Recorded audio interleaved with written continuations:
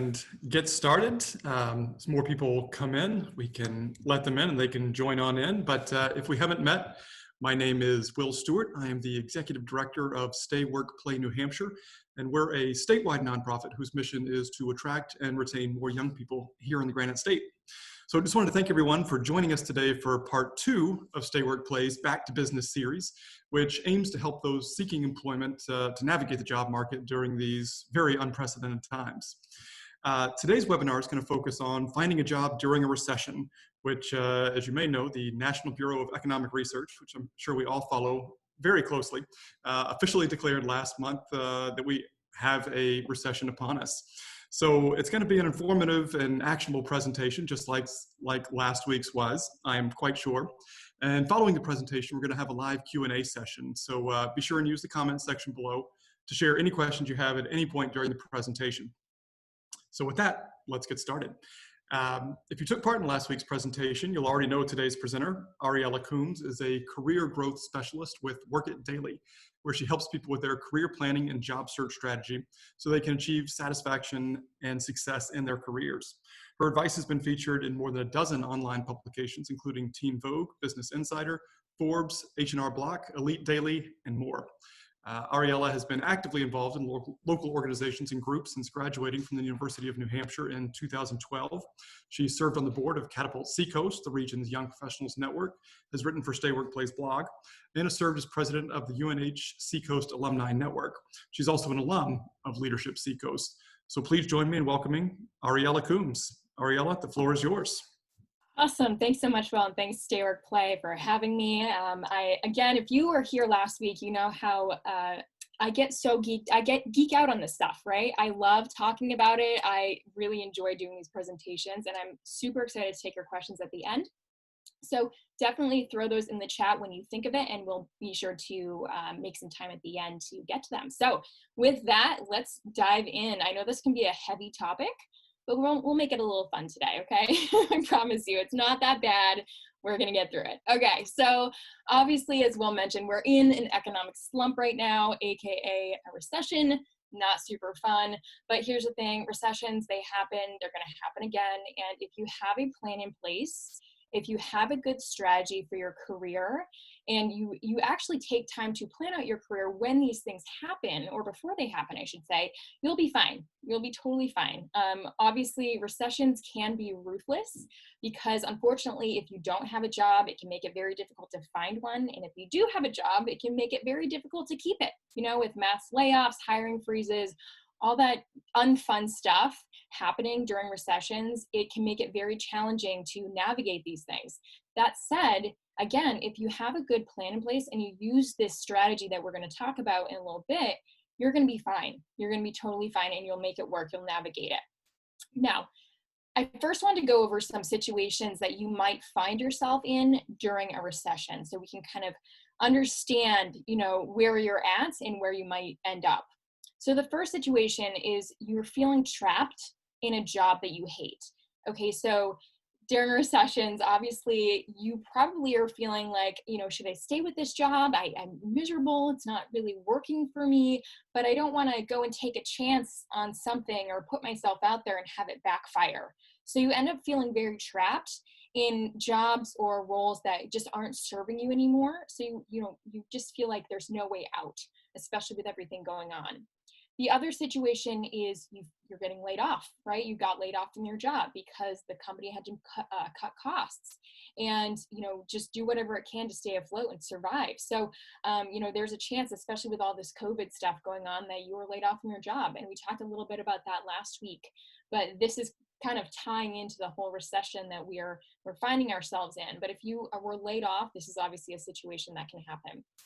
Now, the next situation is you're being forced to accept opportunities you don't want, right? So if you were laid off or if you have to make a move for financial reasons, or for like if you had to relocate, or you just were put in a position where you have to accept a job no matter what it is, obviously that's not uncomfortable, or that's not comfortable, because you don't know how that's going to serve you. You don't know if that's really in alignment with your path, and you're not sure if it's actually going to be something that you're going to enjoy. So we can go right back to situation number one, feeling trapped in a job that you hate because you were forced to get that job, right? So this is another situation.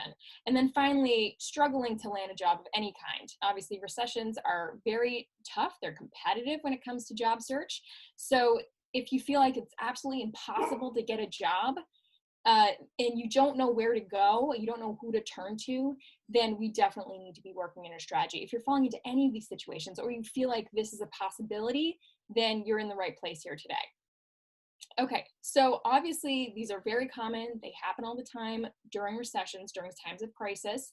So making sure that you're prepared is going to be important in order to ultimately protect yourself, so you can navigate these situations when they happen. Because the truth is, we never really know when they're going to happen, and you need to set yourself up for success, because again, you don't know when these things are going to occur. We didn't know COVID was going to be such a, insane, issue, and then of course throw us right into a recession, even though we knew for a while now that a recession was, in the, people were whispering about it for a couple of years, but we didn't know when it was actually going to land. And here we are with two different things happening, causing some major unrest.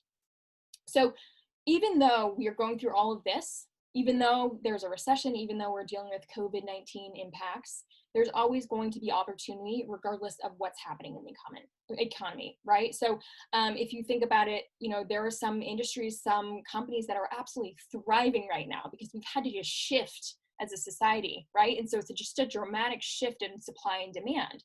So, maybe your industry, maybe your opportunities, maybe your organizations just are kind of seeing that pullback, and that energy, that opportunity is being pulled into something else. So how do you set yourself up for those opportunities when this happens, right? So obviously it's going to be very competitive, because even though we're shifting that, even though we're pulling that energy, that opportunity away into different areas, that opportunity is going to be competitive, because everybody's looking at once. A lot of people are looking to shift with you. So that competition is going to be very, very difficult. And so if you don't have a plan, if you don't have a strategy, and if you didn't set yourself up early, then it's going to be a little bit more difficult for you to stand out for those opportunities. Okay. The other thing is, with technology, applying for opportunities is easier than ever, right? It's just a click of the button. Like, go on LinkedIn, use the easy apply, go on Indeed and just upload your resume and apply for opportunities. How easy is that? So everybody's going to be doing that, especially right now. It's going to be absolutely flooded. And that's great that it's so accessible and that it's so easy to apply and find opportunities. That said, it's very difficult for the other side of the table right now, because they're being absolutely inundated with candidates, with potential employees. And so they have to figure out how to navigate that system, and it's overwhelming. So even though that process was built and designed, and that technology was designed to help everybody, it just kind of shifted the problem to the other side of the table. And so the other side of the table had to build technology called ATS, so applicant tracking system. So essentially it filters out candidates who don't have the right information on their applications, on their resume, and it really just looks for certain requirements to filter out people that aren't a fit, so they don't have to spend as much time going through those. Because right now, a lot of recruiters, a lot of hiring teams are essentially only spending a few seconds before they make a decision on whether or not to call you. And so this technology was built to help that. That said, it's filtering out candidates who would be great fits because they don't have the right information on their resumes. And so we just have this whole mess of a problem when it comes to job search and hiring. And so a lot of companies are going to forego this, right? Because there is so much competition. There's so much, overwhelming, or recruiters are feeling very overwhelmed on the other side of the table. So how do you avoid this? And the answer is to not post your opportunities on job boards. It's to essentially have unadvertised opportunities. And this is called the hidden job market. These are opportunities that are created, that are essentially passed along through networking. right? Through, you know, somebody who's hiring, you have a recruiter who's looking for a specific type of candidate, and they're going to seek them out, as opposed to, you know, posting a job and just waiting for people to come to them, because they know exactly what they need. So why not go and seek them out? So the hidden job market is going to be a very big thing with this recession, like all recessions, because, you know, they just want to cut down time, be efficient, and find the right talent. With everybody out there looking for jobs, this is going to be essential. So the secret to success and finding opportunities during a recession is ultimately that strategic networking. So you can find those opportunities that aren't being listed, that aren't getting inundated with other candidates that you have to compete against. So obviously networking has always been that thing, you know, you have to know somebody to, you know, find opportunities, right? And it's true, it really is. It comes down to who you know, who can help you out, and who you can help out, right? Because if people know you, if they trust you, they're going to want to bring you in for opportunities. They're going to want to help you out. And so it's very important that you develop this networking strategy in order to ultimately find opportunities when it's really hard to find those opportunities. Okay, because talent will get you noticed eventually, but during a recession, it's a lot harder because there are a lot of talented people who are out of work. So something to keep in mind, and something we say at Work It Daily all the time, is your network is your net worth. If you have a strategic, solid, strong network of people who are willing to help you out, and vice versa, you're going to be just fine, because people are going to want to be there for you, right? And if you don't, it's going to be very hard for you to stand out for those opportunities, because those opportunities will be passed to people who do have that trust, who have that credibility, who have those recommendations, references, whatever it is. So if you take the time to build this clear and concise, you know, snapshot of who you are as a professional, what kinds of opportunities you're looking for, so that way the people in your network can keep their eyes and ears open, and if there's something there, they can pass it along to you. So making sure that you have a very clear understanding of that is going to be key. And here's an example really quickly. So as a digital marketing strategist, I help companies sell products to their ideal customers by building targeted online marketing strategies like retargeting, social media advertising, and email marketing. In the future, I'd like to bring my skills and expertise to an organization that primarily focuses on the clothing industry, since I'm also passionate about fashion and style. You see how this is very brief, yet super specific. So I know exactly what you do, how you do it, what you're looking to do next. So as someone in your network, I can keep my eyes and ears out for opportunities. The second thing is you want to be intentional with your efforts and build a roadmap so you can focus your time on the right people who could potentially set you up. So one way that we do this at Work It Daily is have our members create a company bucket list, and they use it as a guide. So essentially creating a list of, 20 companies, let's say, that you ultimately want to learn more about and target for opportunities, and just go in and learn about the organizations and meet people within those organizations so you can lay the groundwork. So when there's an opportunity that presents itself in this organization, AKA an unadvertised job, they're going to know about it. And if it's a right fit, they might pass it along to you. So some tips for success when it comes to building these company bucket lists is to see where your network already works. So go to your LinkedIn profile, go to your Facebook page, wherever you have, connections, your family members, your friends, where do they work? What are they associated with, right? So that's a way for you to discover companies, organizations in your area, so you can learn more about what's there. Because honestly, I don't know about you guys, but I drive past the same buildings every single day and somehow manage to see a new building or a new sign or a new this or a new that every single time when I'm actually opening my eyes. There's so much there that we don't see, and this is one way to find that. The other thing you can do is use Indeed, Glassdoor. I know Stay Work Play has some really great resources on the website for job boards, New Hampshire-based job boards, to see what kinds of companies are hiring in your area. This is going to be a great way to find these organizations. And obviously thinking about brands that you're already loyal to, products, services that you already enjoy using. That's going to be really important in terms of developing this list. The next thing you want to do is dust off your Rolodex. And for those of you who don't know what a Rolodex is, because it's absolutely ancient, it's essentially like a physical LinkedIn profile or LinkedIn connections list, and it's just a bunch of business cards essentially. So we're going to focus on LinkedIn and Facebook and your social media, because honestly I don't know how many people have Rolodexes anymore. Honestly, cool antique, right? But essentially you just want to go through your network and take an inventory, understand who's there, who's in your network that you haven't talked to in a while, who, again, going back and seeing where they work. So, obviously family, friends, colleagues, old bosses, teammates, people you volunteer with, anybody who you have a relationship with, just go and just see what they do. What's their job? What company do they work for? What kinds of companies have they worked for in the past? And obviously you don't want to like go and stalk all these people, but just get an idea of where your network works and what they do, because this can open you up for potential organizations, potential companies, but also you can reconnect with these people and say, hey, I noticed that you work for this company at this point. Can you tell me more about it? What a great way to reconnect with somebody. So here are a couple tips for success. So obviously look to your network, see where people work and who they know. If you're on LinkedIn, you can see, mutual connections. That's a really cool feature.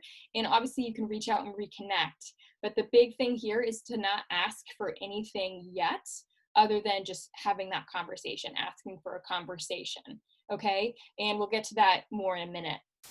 Now, the next thing that you're going to want to do once you reconnect with people, once you establish who you're going to connect with at these organizations that you might not know yet, you're going to want to break the ice and start that conversation. So making sure that you're not asking for, anything big, the first few messages is going to be key, because right now people are overwhelmed. They're stressed. They don't have a lot of time. And so requests like this can feel like a huge weight on their back, especially for someone that they either haven't talked to in a while or they just don't know at all, right? So it's really important that you focus on building that relationship before you ask for anything big, because, ultimately you can hurt your chances of even having this connection if you do that. So asking questions that are easy to answer in 1 minute or less is going to be key here. Okay, so here are just a couple of icebreaker questions that you can use once you connect or reconnect with people. So what do you love most about working for your company?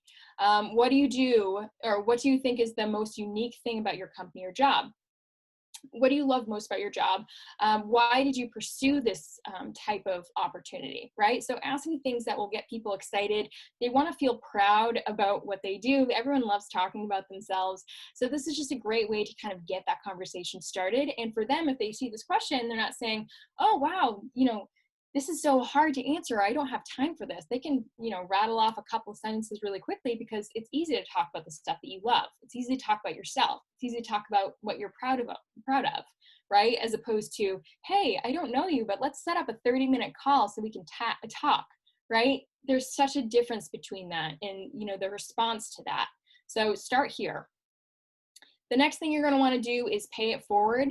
And again, like we mentioned, not asking for things. And in fact, you should be changing your mindset about network. Instead of, what can I get out of this opportunity? It's what can I give to this person, right? Because that's ultimately what's going to help you build those relationships. So making sure that you're nurturing the people in your network and finding ways to add value is going to be essential, because if you help them, they're going to be more likely to want to help you.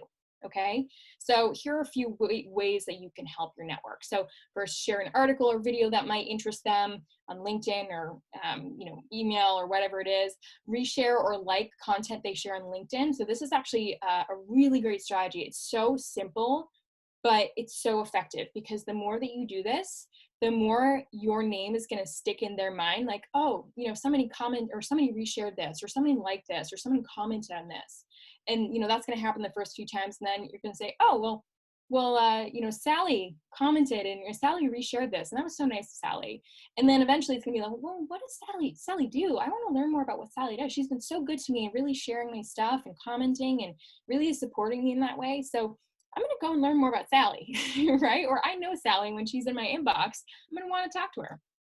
Okay, featuring expertise in poster writing. As a writer, this was a great way for me to not only learn more about my field, but also a great way to establish some strategic connections with recruiters and people in my field that, I would ultimately want to be connected to. So this is a very simple thing. Just ask for a couple quotes, write up a quick blog post, and then share it. And you're giving them recognition, you're adding value for them, but you're also essentially helping you establish your own brand. And of course, inviting them to in-person events one day, or doing a virtual networking session, things like this. These are great things to pass along to your network. Webinars, anything online that you can kind of connect.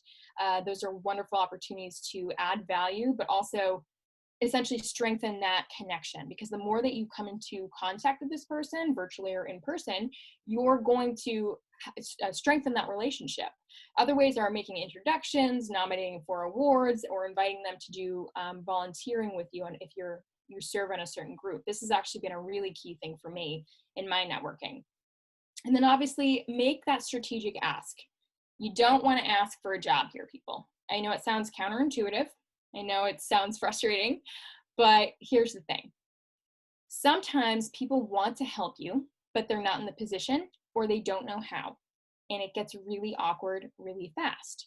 And at that point, you risk losing all of the work that you put into this relationship because of this one awkward thing, right? So if you say, hey, we've been chatting for a while. I was wondering if you could, help me get a job here, or I was wondering if you could pass along my resume, or I was wondering if you can put a good word in for me. I know it sounds innocent, but sometimes it really can make things uncomfortable for the other person if they know something about the organization, or they're just not in the position to help you out. It makes it really uncomfortable. So you want to be more strategic when you ask. And so a few more things that you can ask for instead that are still productive, but don't create that awkwardness. You can ask for advice. So like, hey, you've been here for a while, and I'm really interested in contributing to your organization. What did you do to land your job? What did you do to stand out? Do you have any advice? People love giving advice. I promise you, this is a really easy one. Instead of saying, hey, can you help me get a job? Hey, what advice do you have to offer for standing out in the hiring process at your organization? Make an introduction. You can ask for an introduction to somebody on, a different department, someone on the hiring team. Just say, hey, again, I'm interested in this organization. I want to learn more about it. Is there anybody that you can introduce me to who you feel would, give me a better idea of, the purpose of this organization, what you guys do? I just want to learn more. Again, this is an easy thing because they can essentially pass it off when they feel like, okay, I've served my purpose and I'm introducing to somebody else who can ultimately help them out. If you know somebody, if you have a really close connection, you can ask for a recommendation or a reference, and that's totally fine too. If it's a really strong personal relationship, or you've known this colleague forever and they know how you work, they know who you are, how you add value, that's always an option as well. And then suggestions for potential companies. So if you have a large network of people in your field and you don't know how to leverage them because they're all kind of gunning for the same opportunities as you, or similar opportunities, you can say, hey, you've been in this industry for a while, and I was just curious, what kinds of companies have really stood out to you? So looking for recommendations. Again, people love giving advice and recommendations. So these are some easy things to ask, and ultimately can help you start that conversation about how can they help you get a job without blatantly saying it and making it uncomfortable. You're giving them the opportunity to say, I'm in, or here's how I can help you, but that's all I can do, right? Okay, so obviously the people you choose to build genuine relationships will help you out later. So that's why you need to be strategic, you need to be intentional, and you can't just connect with everybody and not give them the time of day, because it's not going to serve you, it's not going to serve them.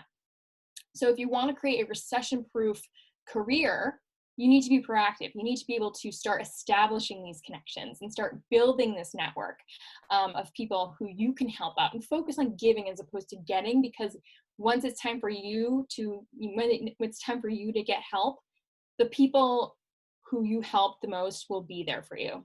Promise. Okay, so obviously the recession in 2008 hit us really hard. That's actually why Work It Daily was created by JT O'Donnell, my boss and the CEO and founder. She created Work It Daily because of 2008, because she wanted to help people. And here we are in another one. And we just can't say enough, it's so important to prepare yourself, because this is just going to happen. Recessions happen.